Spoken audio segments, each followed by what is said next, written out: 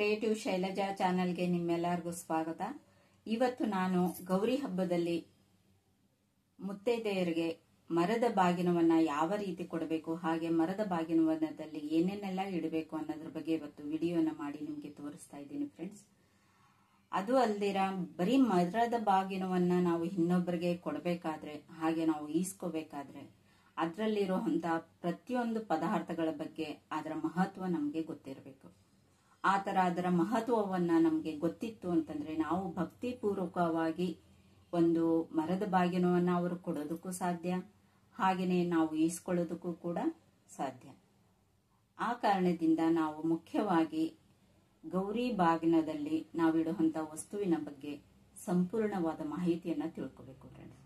ಹಾಗೆಯೇ ಯಾವ್ಯಾವ ಪದಾರ್ಥದಲ್ಲಿ ಯಾವ ಒಂದು ದೇವರ ಒಂದು ಸ್ಥಾನವಿದೆ, ಹಾಗೆಯೇ ಯಾರಿಗೆ ನಾವು ಬಾಗಿನವನ್ನು ಕೊಡಬೇಕು, ಯಾವ ರೀತಿಯಾಗಿ ಕೊಡಬೇಕು ಅನ್ನೋದರ ಬಗ್ಗೆ ಇವತ್ತು ಸಂಪೂರ್ಣವಾದ ವಿವರಣೆಯನ್ನ ನಾನು ನಿಮಗೆ ಹೇಳ್ಕೊಡ್ತಾ ಇದ್ದೀನಿ.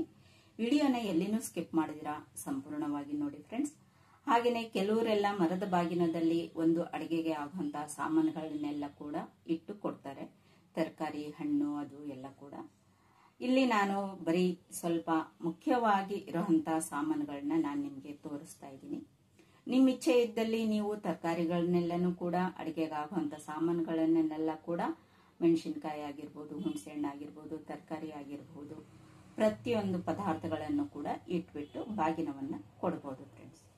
ಹಾಗಾಗಿ ನಾನು ಹೇಳೋದೇನು ಅಂತಂತಂದ್ರೆ, ಮರದ ಬಾಗಿನದಲ್ಲಿ ಇಡುವಂತ ಪದಾರ್ಥಗಳ ಬಗ್ಗೆ, ಯಾವ ಒಂದು ಪದಾರ್ಥದಲ್ಲಿ ಯಾವ ಒಂದು ದೇವರ ಸ್ಥಾನವಿದೆ ಅದನ್ನ ಸಂಪೂರ್ಣವಾಗಿ ತಿಳ್ಕೊಂಡು ನೀವು ಮರದ ಬಾಗಿನವನ್ನ ಕೊಟ್ರಿ ಅಂದ್ರೆ ಭಕ್ತಿ ಪೂರ್ವಕವಾಗಿ ನೀವು ಒಬ್ಬರಿಗೆ ಬಾಗಿನವನ್ನ ಅರ್ಪಿಸ್ತೀರ ಫ್ರೆಂಡ್ಸ್.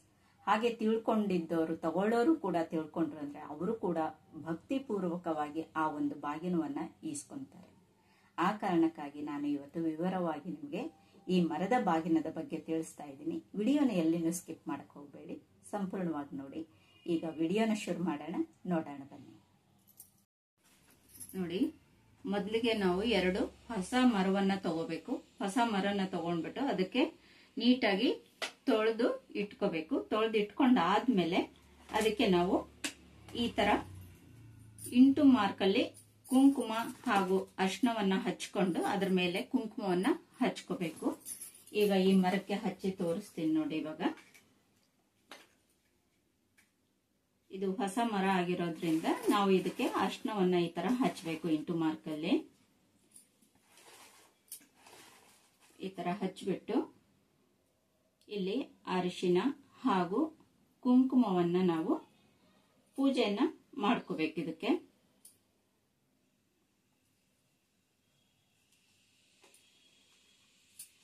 ಅದೇ ತರ ಹಿಂಭಾಗದಲ್ಲೂ ಕೂಡ ನಾವು ಹೀಗೇನೆ ಇಂಟು ಮಾರ್ಕಲ್ಲಿ ಈ ಅರ್ಶಿಣವನ್ನ ಹಚ್ಕೋಬೇಕು ಮರಕ್ಕೆ.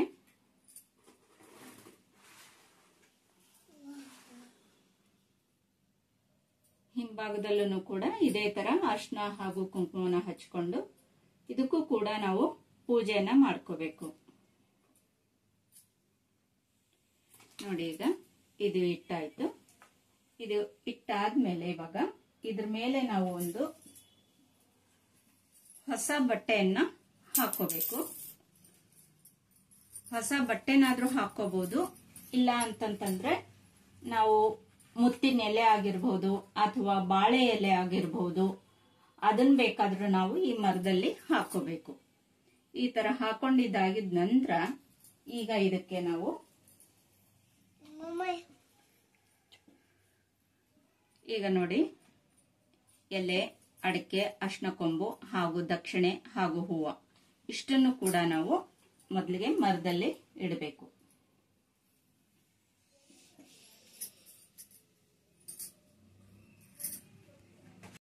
ನಾವು ಎಲೆನಲ್ಲಿ ಧನಲಕ್ಷ್ಮಿ ಇರ್ತಾಳೆ, ಹಾಗೂ ಅಡಿಕೆನಲ್ಲಿ ಇಷ್ಟಲಕ್ಷ್ಮಿ ಇರ್ತಾರೆ, ಅರ್ಶಿಣದಲ್ಲಿ ಗೌರಿ ದೇವಿ ಇರ್ತಾಳೆ. ಹಾಗಾಗಿ ಈ ಇಷ್ಟು ಪದಾರ್ಥಗಳು ಕೂಡ ನಾವು ಇಲ್ಲಿ ಇಡಬೇಕಾಗುತ್ತೆ. ನಂತರ ಇದು ಗೌರಿ ಬಾಗ್ನ. ಗೌರಿ ಬಾಗ್ನದಲ್ಲಿ ಬಂದು ಈಗ ಇದರಲ್ಲಿ ಅರ್ಶಿಣ, ಕುಂಕುಮ, ಸಿಂಧೂರ, ಹಾಗೆ ಕಾಡಿಗೆ, ಆಮೇಲೆ ಬಾಚಣಿಗೆ, ಕನ್ನಡಿ ಎಲ್ಲಾನು ಕೂಡ ಇದರಲ್ಲಿ ಇರುತ್ತೆ. ಸಿಂಧೂರದಲ್ಲಿ ಬಂದುಬಿಟ್ಟು ಸರಸ್ವತಿ ಇರ್ತಾಳೆ, ಕನ್ನಡಿಯಲ್ಲಿ ರೂಪಲಕ್ಷ್ಮಿ, ಹಾಗೆ ಬಾಚಣಿಗೆಯಲ್ಲಿ ಶೃಂಗಾರ ಲಕ್ಷ್ಮಿ, ಕಾಡಿಗೆಯಲ್ಲಿ ಲಜ್ಜಾಲಕ್ಷ್ಮಿ, ಇಷ್ಟೂ ಕೂಡ ದೇವರುಗಳು ಈ ಒಂದು ಗೌರಿ ಬಾಗಿನದಲ್ಲಿ ಇರ್ತಾರೆ. ಹಾಗೆ ಬಳೆ ಕೂಡ ಇಡಬೇಕು. ಆಮೇಲೆ ತೆಂಗಿನಕಾಯಿ ಇಡಬೇಕು. ತೆಂಗಿನಕಾಯಿಯಲ್ಲಿ ಸಂತಾನ ಲಕ್ಷ್ಮಿ ಇರ್ತಾರೆ. ಹಾಗೂ ಅರಿಶಿನ ಹಾಗೂ ಕುಂಕುಮ, ಇದು ನೀವು ಚಿಕ್ಕದಾಗಿರುವಂತಹ ಪ್ಯಾಕೆಟ್ಗಳು ಬೇಕಾದ್ರೂ ಇಡಬಹುದು ಅಥವಾ ಈ ತರ ಡಬ್ಬಿಗಳು ಬೇಕಾದ್ರೂ ಇಡಬಹುದು. ಅರಿಶಿನದಲ್ಲಿ ಗೌರಿ ಹಾಗೆ ಕುಂಕುಮದಲ್ಲಿ ಮಹಾಲಕ್ಷ್ಮಿ ಇರ್ತಾರೆ. ಹಣ್ಣುಗಳಲ್ಲಿ ಜ್ಞಾನ ಲಕ್ಷ್ಮಿ ಇರ್ತಾರೆ. ಆ ಕಾರಣದಿಂದ ಹಣ್ಣುಗಳನ್ನು ಕೂಡ ನಾವು ಇಲ್ಲಿ ಇಟ್ಕೋಬೇಕು. ಈ ತರ 5 ತರ ಹಣ್ಣು ಬೇಕಾದ್ರೂ ಇಟ್ಕೋಬಹುದು, ಅಥವಾ 3 ತರ ಹಣ್ಣು ಬೇಕಾದ್ರೂ ಇಡಬಹುದು, ಇಲ್ಲ 2 ತರ ಹಣ್ಣು ಬೇಕಾದ್ರೂ ನೀವು ಇಟ್ಕೋಬಹುದು. ಹಾಗೇನೆ ಒಂದು ಬೆಲ್ಲದ ಅಚ್ಚನ್ನು ಕೂಡ ಇಡಬೇಕು. ಬೆಲ್ಲದ ಅಚ್ಚದಲ್ಲಿ ಬಂದು ರಸಲಕ್ಷ್ಮಿ ಇರ್ತಾರೆ. ಅಕ್ಕಿಯಲ್ಲಿ ಶ್ರೀಲಕ್ಷ್ಮಿ ಇರ್ತಾರೆ.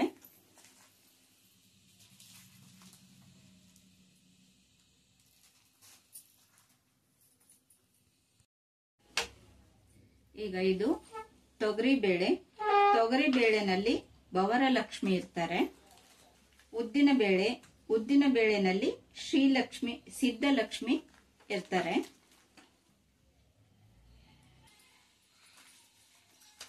ಬೇಳೆ ವಿದ್ಯಾಲಕ್ಷ್ಮಿ ಹೆಸರು ಬೇಳೆನಲ್ಲಿ. ಆಮೇಲೆ ಇದು ಗೋಧಿ ಬೇಕಾದ್ರೂ ಇಡಬಹುದು, ಇಲ್ಲ ರವೆ ಇದ್ರೆ ರವೆ ಬೇಕಾದ್ರೂ ಇಡಬಹುದು. ಆಮೇಲೆ ಇದು ಬಂದು ವಸ್ತ್ರದಲ್ಲಿ ವಸ್ತ್ರಲಕ್ಷ್ಮಿ ಇರ್ತಾರೆ. ಹಾಗಾಗಿ ಈ ಒಂದು ವಸ್ತ್ರನು ಕೂಡ ಇಡಬೇಕು. ಇಷ್ಟೆಲ್ಲನೂ ಕೂಡ ಇಟ್ಟಿದಾಗಿದ ನಂತರ ನಿಮಗೆ ಇನ್ನೂ ಹೆಚ್ಚಿನದು ಇಡಬೇಕು ಅನಿಸಿದಾಗ ನೀವು ತರಕಾರಿಗಳನ್ನು ಕೂಡ ಇದರಲ್ಲಿ ಇಟ್ಕೋಬಹುದು. ನೋಡಿ, ಇಡೋ ಪದ್ಧತಿ ಇದ್ರೆ ತರಕಾರಿ ಇಡಬಹುದು. ಇಲ್ಲ ಅಂತಂತಂದ್ರೆ ಇವಾಗ ಮೊದಲಿಗೆ ಏನ್ ತೋರಿಸಿದ್ನಲ್ಲ, ಇಷ್ಟು ಪದಾರ್ಥಗಳು ಬೇಕಾದ್ರೂ ನೀವು ಇಟ್ಕೋಬಹುದು. ಇಲ್ಲಿ ನಾನು ಒಂದು ಜೋಳ, ಹಾಗೆ ಸೌತೆಕಾಯಿ, ಹಾಗೆ 2 ಟೊಮಾಟ, ಹಾಗೆ 2 ಕ್ಯಾರೆಟ್ ಅನ್ನು ಕೂಡ ಇಡ್ತಾ ಇದ್ದೀನಿ. ನೋಡಿ, ಇಷ್ಟು ಎಲ್ಲಾನು ಕೂಡ ನಾವು ಗೌರಿ ಬಾಗ್ನವನ್ನ ಈ ತರ ಇಟ್ಟು ದೇವರಿಗೆ ಅರ್ಪಿಸಿ ಇದಕ್ಕೆ ಒಂದು ಪೂಜೆಯನ್ನ ಮಾಡಬೇಕು. ಹೂನು ಕೂಡ ಇದಕ್ಕೆ ಇಟ್ಬಿಟ್ಟು ಆಮೇಲೆ ನಾವು ಊದಿನ ಕಡ್ಡಿಯನ್ನ ಇದಕ್ಕೆ ಬೆಳಗಿ ಇದಕ್ಕೆ ಪೂಜೆಯನ್ನ ಮಾಡಿ ಮನಸಾರೆ ನಾವು ಭಕ್ತಿಯಿಂದ ಇದಕ್ಕೆ ಪೂಜಿಸಿ ದೇವರಿಗೆ ಮೊದಲು ನಾವು ಈ ಬಾಗಿನವನ್ನ ಅರ್ಪಿಸಿ ನಂತರ ನಾವು ಬೇರೆಯವರಿಗೆ ಈ ಬಾಗಿನವನ್ನ ಕೊಡ್ಬೇಕಾಗುತ್ತೆ. ಇದನ್ನ ಈ ತರ ಎಲ್ಲ ತುಂಬಿದಾಗಿದ ನಂತರ ಇನ್ನೊಂದು ಮರ ಏನಿರುತ್ತೆ ಇದನ್ನ ನಾವು ಈ ತರ ಇದನ್ನ ಮುಚ್ಕೋಬೇಕು. ಈ ತರ ಮುಚ್ಚಿ ಇದಕ್ಕೆ ಒಂದು ದಾರವನ್ನ ಕಟ್ಬಿಟ್ಟು ನಾವು ಕೊಡೋರು ಕಡೆಗೆ ಇದು ಮುಂದಕ್ಕೆ ಮುಖ ಮಾಡಿ, ಇದು ನಮ್ಮ ಕಡೆಗೆ ಮುಖ ಮಾಡಿ ಇದ್ರ ಮೇಲೆ ನಾವು ಸೆರಗನ್ನ ಮುಚ್ಚಿ ಹಿಡಿದು ನಾವು ಎದುರುಗಡೆ ಇರೋರ್ಗೆ ಇದರ ಒಂದು ಬಾಗಿನವನ್ನ ಕೊಡ್ಬೇಕಾಗುತ್ತೆ. ಹೇಗಪ್ಪ ಅಂತಂತಂದ್ರೆ, ಗೌರಿಗೆ ಈ ಬಾಗಿನ ಅರ್ಪಿಸಿದ ನಂತರ ತಾಯಿಗಾದ್ರೂ ಕೊಡಬಹುದು ಅಥವಾ ಅತ್ತೆಗಾದ್ರೂ ಕೊಡಬಹುದು. ತಾಯಿ ಅಥವಾ ಅತ್ತೆ ಇಲ್ಲ ಅಂದಾಗ ನಿಮ್ಮನೇಲಿ ಇರುವಂತ ಮುತ್ತೈದೆಯರಿಗೆ ಯಾರಿಗಾದ್ರೂ ನೀವು ಈ ಬಾಗಿನವನ್ನ ಕೊಡಬಹುದು. ಹಾಗೇನೆ ದೊಡ್ಡವರು ಹಿರಿಯರು ಹೊರಗಡೆಯಿಂದ ಯಾರಾದ್ರೂ ಬಂದಿರುವಂತ ಮುತ್ತೈದೆಯರಿದ್ರೆ ಅವರು ಕೂಡ ನೀವು ಈ ಬಾಗಿನವನ್ನ ಅರ್ಪಿಸಬಹುದು. ಫ್ರೆಂಡ್ಸ್,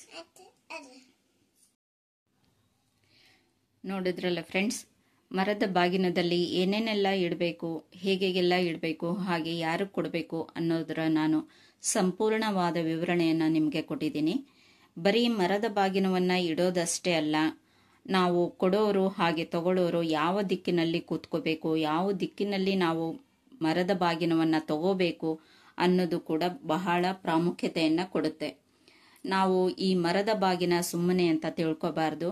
ಮರ ಅಂತಂದ್ರೆ ವಿಷ್ಣು, ಹಾಗೆ ಒಳಗಡೆ ಇರೋ ಪ್ರತಿಯೊಂದು ವಸ್ತುಗಳು ಕೂಡ ಲಕ್ಷ್ಮಿ ಅನ್ನೋ ಸ್ವರೂಪದಲ್ಲಿ, ಲಕ್ಷ್ಮೀನಾರಾಯಣ ಸ್ವರೂಪದಲ್ಲಿ ಮುತ್ತೈದೆ ಭಾಗ್ಯ ಶಾಶ್ವತವಾಗಿ ಇರಲಿ ಅಂತ ಹೇಳಿಬಿಟ್ಟು ಈ ಒಂದು ಮರದ ಬಾಗಿನವನ್ನು ನಾವು ಮುತ್ತೈದೆಯರಿಗೆ ಅರ್ಪಿಸ್ತೀವಿ. ಆ ಕಾರಣದಿಂದ ತಗೊಳ್ಳೋರು ಹಾಗೆ ಕೊಡೋರು ಕೂಡ ಭಕ್ತಿಪೂರ್ವಕವಾಗಿ ಈ ಒಂದು ನಿಮ್ಮ ಸೀತಾಮಾತೆ ಅಂತ ಪತಿವ್ರತೆಯಾದಂಥ ಮುತ್ತೈದೆಯಿಂದ ಈ ಮರದ ಬಾಗಿನವನ್ನು ನಾನು ನಿಮಗೆ ಕೊಡ್ತಾ ಇದ್ದೀನಿ ಅನ್ನೋರು, ಕೊಡೋರು ಹೇಳ್ಕೋಬೇಕು ಒಂದು ಮಂತ್ರವನ್ನು. ಹಾಗೆ ತಗೊಳ್ಳೋರು ಕೂಡ ನಾವು ನಿಮ್ಮಂಥ ಮುತ್ತೈದೆಯರಿಂದ ನಾವು ಸೀತಾಮಾತೆ ಅಂತ ಮಹಾಲಕ್ಷ್ಮಿ ಅಂತಿರುವ ನಿಮ್ಮಿಂದ ನಾವು ಈ ಮರದ ಬಾಗಿನವನ್ನು ಸ್ವೀಕಾರ ಮಾಡ್ತಾ ಇದ್ದೀವಿ. ನಿಮ್ಮ ಮುತ್ತೈದೆತನವನ್ನು ಗಟ್ಟಿಯಾಗಿರಲಿ, ಹಾಗೆ ನಮ್ಮ ಮುತ್ತೈದೆತನವು ಗಟ್ಟಿಯಾಗಿರಲಿ ಅಂತ ದೇವರಲ್ಲಿ ಪ್ರಾರ್ಥಿಸಿಕೊಂಡು ನಾವು ಈ ಒಂದು ಮರದ ಬಾಗಿನವನ್ನು ಸ್ವೀಕಾರ ಮಾಡಬೇಕು. ಫ್ರೆಂಡ್ಸ್, ನೋಡಿದ್ರಲ್ಲ, ಇಷ್ಟೊತ್ತವರೆಗೂ ನಾನು ಈ ತೋರಿಸಿರೋಂಥ ಮರದ ಬಾಗಿನದ ಒಂದು ಮಾಹಿತಿ ನಿಮಗೆ ಇಷ್ಟ ಆದಲ್ಲಿ ಒಂದು ಲೈಕನ್ನು ಕೊಡಿ, ಹಾಗೆ ಶೇರ್ ಮಾಡಿ, ಹಾಗೆ ನನ್ನ ಚಾನಲ್ನ ಸಬ್ಸ್ಕ್ರೈಬ್ ಮಾಡ್ಕೊಳ್ಳಿ. ಫ್ರೆಂಡ್ಸ್, ಇನ್ನು ಇದರಲ್ಲಿ ಏನಾದರೂ ಒಂದು ಮಿಸ್ ಆಗಿದ್ರೆ ದಯವಿಟ್ಟು ಕ್ಷಮಿಸಿ. ನನಗೆ ನಮ್ಮ ಅತ್ತೆಯವರು ಪೂಜೆ ಮಾಡುವಾಗ ಯಾವ ರೀತಿಯಾಗಿ ಒಂದು ಮರದ ಬಾಗಿನವನ್ನು ಜೋಡಿಸ್ಬಿಟ್ಟು ಮುತ್ತೈದೆಯರಿಗೆ ಬಾಗಿನವನ್ನು ಕೊಡ್ತಾ ಇದ್ರೋ ಅದನ್ನು ನಾನು ಇವತ್ತು ನಿಮಗೆ ಇಲ್ಲಿ ತೋರಿಸಿದ್ದೀನಿ. ಫ್ರೆಂಡ್ಸ್, ಹಾಗಾದರೆ ಈ ವಿಡಿಯೋ ಇಷ್ಟ ಆದರೆ ಒಂದು ಲೈಕ್ ಮಾಡಿ, ಶೇರ್ ಮಾಡಿ, ಹಾಗೆ ನನ್ನ ಚಾನಲ್ನ ಸಬ್ಸ್ಕ್ರೈಬ್ ಮಾಡ್ಕೊಳ್ಳಿ ಅಂತ ಹೇಳ್ತಾ, ಎಲ್ಲರಿಗೂ ಆ ಮಹಾತಾಯಿ ಗೌರಿ ಒಳ್ಳೆಯದು ಮಾಡಲಿ, ಎಲ್ಲರಿಗೂ ಕೂಡ ಸೌಭಾಗ್ಯವನ್ನು ಕೊಡಲಿ ಅಂತ ಹೇಳ್ತಾ ಇಲ್ಲಿಗೆ ವಿಡಿಯೋವನ್ನು ಮುಗಿಸ್ತಾ ಇದ್ದೀನಿ. ನಮಸ್ಕಾರ ಫ್ರೆಂಡ್ಸ್.